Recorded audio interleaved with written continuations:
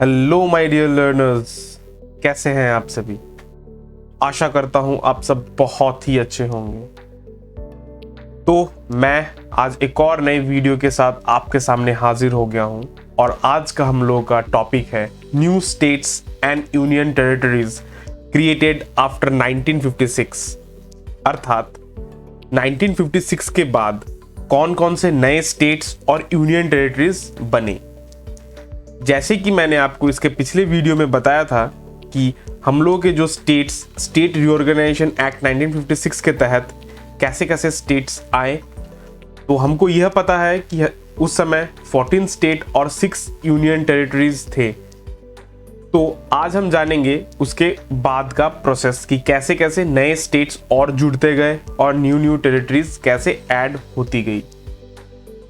तो अगर आपने वो पिछला वीडियो नहीं देखा है तो प्लीज आप पहले जाके वो देखिए, उसके बाद आपको ये बिल्कुल समझ आएगा। तो फिर चलिए शुरू करते हैं। तो हुआ यूं था कि 1956 के समय क्या हुआ कि बहुत लार्ज स्केल में जो स्टेट रीऑर्गेनाइजेशंस थे वो होने लगी। ठीक है, क्यों होने लगा? क्योंकि हमने पहले ही देखा था कि लैंग्वेज के बेसिस पे आपका आंध्र प्रदेश जो है वो नया स्टेट बना था, उसके बाद से डेवलपमेंट्स होती रही। तो अभी क्या हुआ कि पॉलिटिकल प्रेशर्स बढ़ने लगे, पीपल्स का डिमांड बढ़ने लगा, तो एक स्टेट से दो स्टेट्स निकलने लगी। तो ऐसे करके नए स्टेट्स का जन्म होता है। तो हम लोग का सबसे पहला है महाराष्ट्र एंड गुजरात। तो क्या हुआ था कि 1960 के पहले जो ये एरिया था ये इसको कहते थे बॉम्बे। ठीक है, तो उसके बाद क्या हुआ कि यहाँ पे दो लैंग्वेज बोलने वाले लोग रहा करते थे, एक थे मराठी और एक थे गुजराती। ठीक है, तो क्या हुआ कि ये सेपरेट हो गया दो स्टेट में। जो मराठी जो बोलते थे उन लोगों को महाराष्ट्र स्टेट बना दिया गया और जो गुजराती लोग जो थे तो उन लोगों के लिए गुजरात बना दिया गया। ठीक है, तो इस हिसाब से हमको अपना पहला नया स्टेट मिलता है, क्योंकि हमने पहले 14 स्टेट पढ़ा है हमने, तो ये बनता है 15 स्टेट। तो 15 स्टेट कौन बनता है? Gujarat. Gujarat was established as a 15 state of Indian union. आप यहाँ पे देख पा रहे होंगे। ठीक है, तो ऐसे बना 15 स्टेट। तो उसके बाद हम जाते हैं दादर एंड नगर हवेली। तो हुआ ये था कि पहले से यहाँ पे पुर्तगालीज लोग रूल किया करते थे।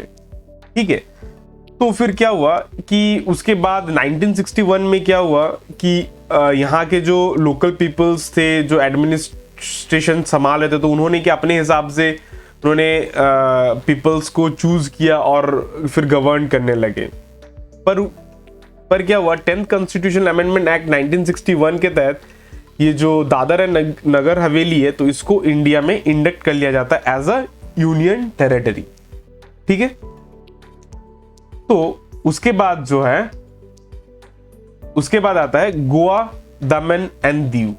ये जो तीन टेरिटरीज हैं, ये तीन आपके राइट साइड में आप मैप भी देख पा रहे होंगे, मैंने अच्छे समझने के लिए आप यहाँ पे लगाया हुआ है। तो ये तीन टेरिटरीज जो है ये पुर्तगालीज गवर्न किया करती थी, मतलब रूल किया करते थे यहाँ पे। ठीक है, तो क्या हुआ कि 1961 में यहाँ पे गवर्नमेंट ऑफ इंडिया ने क्या किया, पुलिस एक्शन के तहत इन तीनों जो टेरिटरीज है उसको ले लिया। तो क्या होता है कि 12th कॉन्स्टिट्यूशनल अमेंडमेंट एक्ट के तहत इन लोगों को ये जो तीन जो टेरिटरीज है इसको इंडिया में इंडक्ट कर लिया जाता है एज अ यूनियन टेरिटरी के हिसाब से। ठीक है, पर बाद में चल के क्या होता है 1987 में, जैसे आप यहाँ पे देख पा रहे होंगे, 1987 में गोवा को क्या बना दिया जाता है, एक स्टेटहुड का दर्जा दे दिया जाता है। मतलब उसको स्टेट बनाने का मतलब ये हो जाता है, वो स्टेट बन जाता है। और उसी समय क्या होता है दमन एंड दीव, ये दो जो एरिया थे आप यहाँ पे देख पा रहे होंगे मैप में, इसको बना दिया गया एक सेपरेट यूनियन टेरिटरी।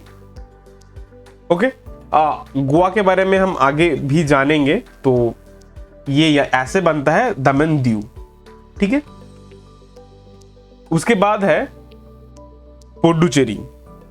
तो पुडुचेरी क्या होता है, पुडुचेरी ये एक फ्रेंच एस्टेब्लिशमेंट था। मतलब यहाँ पे पहले क्या हुआ करता था कि फ्रेंच लोग यहाँ पे गवर्न क्या करते थे। तो एक्चुअली यहाँ पे 4 जगहों में करते थे, जैसे आप मैप में देख पा रहे होंगे। यहाँ पे एक आंध्र प्रदेश के यहाँ पे एक, हाँ, यमन, ठीक है। उसके बाद यहाँ पे तमिलनाडु के यहाँ पे पुडुचेरी, और यहाँ पे कराईकल, और यहाँ पे माही, ठीक है। एक्चुअली यहाँ पे जो 4 एरिया है, ये 4 एरिया पे फ्रेंच लोग ये करते थे। पर क्या हुआ कि, हाँ, एक और मैं बात बता दूं, ये जो 4 है, ये चारों को मिला के ही पुडुचेरी कहते हैं, ठीक है। तो होता यूं है कि फ्रेंच लोग 1954 में ये जो 4 टेरिटरीज है, इसको गवर्नमेंट ऑफ इंडिया को हैंड ओवर करके चले जाते हैं वो लोग, ठीक है। और जो गवर्नमेंट ऑफ इंडिया इसको 1962 तक इसको एक्वायर्ड टेरिटरी के हिसाब से इसको गवर्न करने लगी। पर बाद में इसको 14th कॉन्स्टिट्यूशनल अमेंडमेंट एक्ट के तहत, आप यहाँ पे देख सकते हैं, मैं यहाँ पे लिखा हूँ, 14th कॉन्स्टिट्यूशनल अमेंडमेंट एक्ट के तहत इसको यूनियन टेरिटरी बना दिया जाता है, ठीक है। तो फिर चलते हैं आगे। आशा करता हूँ अब यहाँ तक सब क्लियर है। मैं बहुत ही सिंपल लैंग्वेज में समझाने का कोशिश कर रहा हूँ आपको। उसके बाद आता है नागालैंड। नागालैंड क्या होता है कि यहाँ पे मतलब एक्चुअली ये नागालैंड जो है, ये पहले असम का ही पार्ट हुआ करता था। तो यहाँ पे क्या है कि नागा हिल और ये आपका जो तोसेंग हिल है, तो ये जो एरिया है, ये 2 एरिया को मर्ज करके एक नया स्टेट बना दिया जाता है 1963 में। उसका नाम है नागालैंड, ठीक है। तो नागालैंड कब बनता है? 1963 में 2 एरिया, एक एरिया और एक हिल को मिला के ये असम से कट करके इसको बनाया गया, ठीक है।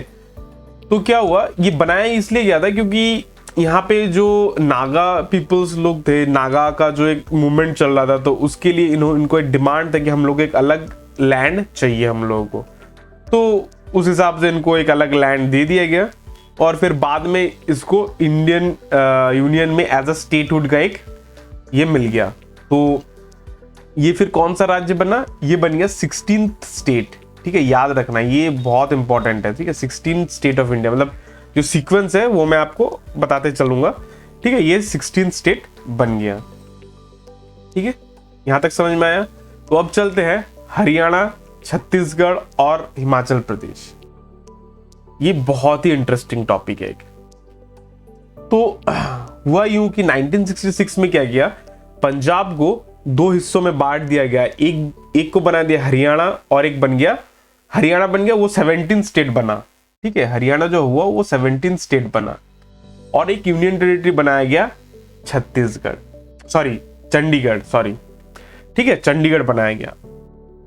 पर क्या हुआ, ये जो डिवीजन होने के बाद फिर जो सिख पॉपुलेशन है उनके अंदर एक डिमांड जगने लगा कि हम लोग एक सेपरेट सिख होमलैंड चाहिए, जिसको हम कहते हैं पंजाबी सूबा, ठीक है। और इस जो डिमांड है इसको रेज किया था अकाली दल ने, और ये जो पूरा मूवमेंट है इसको लीड कौन कर रहे थे? मास्टर तारा सिंह, ठीक है। मास्टर तारा सिंह इसको लीड कर रहे थे।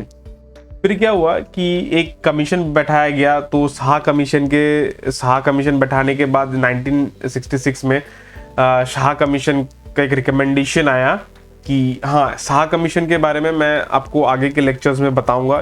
ये खुद में ही एक बहुत बड़ा टॉपिक है, ठीक है। तो फिलहाल हम टॉपिक पे आते हैं। तो शाह कमीशन ने क्या कहा, जो पंजाबी स्पीकिंग पीपल्स है तो उनको वो पंजाब, उनको एक अलग सेपरेट ये बना दिया जाएगा, ठीक है। मतलब उन्होंने रिकमेंड किया। और उसके बाद जो हरियाणा, जो हिंदी स्पीकिंग पीपल्स है, वो हरियाणा उनको ये कर दिया गया, ठीक है, कि जो हिंदी स्पीकिंग है वो हरियाणा स्टेट के अंदर ये करेंगे, ठीक है। और जो अपर, जो यहाँ पे अब मैप में देख पा रहे होंगे, ये जो अपर एरिया है ये है हिली एरिया। तो ये हिली एरिया को हिमाचल प्रदेश में ये कर दिया गया, मर्ज कर दिया गया, ठीक है, जो हिली एरियाज है टोटल मिला के। पर उस समय क्या हुआ कि जो हिमाचल प्रदेश जो था वो क्या था, वो था आपका एक यूनियन टेरिटरी। पर क्या होता है 1971 में इसको आपका ये कर दिया जाता है, इसको स्टेट का दर्जा दे दिया जाता है। तो ये क्या बनता है 18 स्टेट, याद रखना है 18 स्टेट, ठीक है। 19th जो स्टेट होता है वो होता है कि हरियाणा, और 18 स्टेट बनता है हिमाचल प्रदेश, ठीक है। आशा करता हूँ आपको यहाँ तक सब समझ में आया होगा। बहुत ही छोटा सा टॉपिक है, तो इजीली आपको ये समझ में आ जाएगा। मैंने आपको यहाँ पे पूरा टाइमलाइन दिया हुआ है, यहाँ से आप देख सकते हो कि कैसे कैसे चेंजेस हुए हैं। ठीक है, तो फिलहाल इस वीडियो के लिए मैं इतना ही रखता हूँ। इसका जो सेकंड पार्ट है वो आपको इस चैनल में मिल जाएगा, तो आप सेकंड पार्ट भी जाके देखिए, क्योंकि एक बहुत बड़ा टॉपिक है, तो और भी बहुत सारे स्टेट्स है, तो उसके लिए मैं एक अलग से वीडियो में लेके आ रहा हूँ, तो वो सेकंड पार्ट में हम देखेंगे। तो फिलहाल इस वीडियो के लिए इतना ही, फिर मिलते हैं। जय हिंद, जय Bharat. Don't forget to like, share and subscribe. Oh, press the bell icon also to get all the notifications.